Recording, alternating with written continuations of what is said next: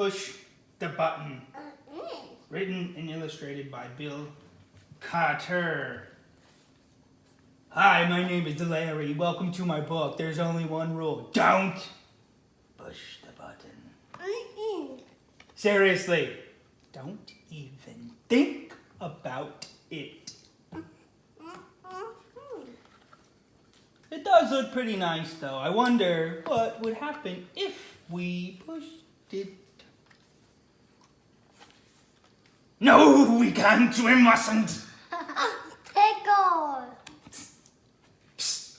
No one is looking. You should give the button one little push. Ah! Now I'm yellow. Push it again. Okay. Eek! I'm yellow and polka dot. Push it twice. One more time. Ah! Now there's two of me. Push it a bunch of times. Hurry, push, push, push. Push it. Push the button. Push the button. Push the button. Push it, push it, push it, push it, push it. Uh-oh. Everyone now. Shake the book. Shake the book to get rid of the extra, Larry. Shake it, shake it, shake it. Almost. One more. Okay, there we go.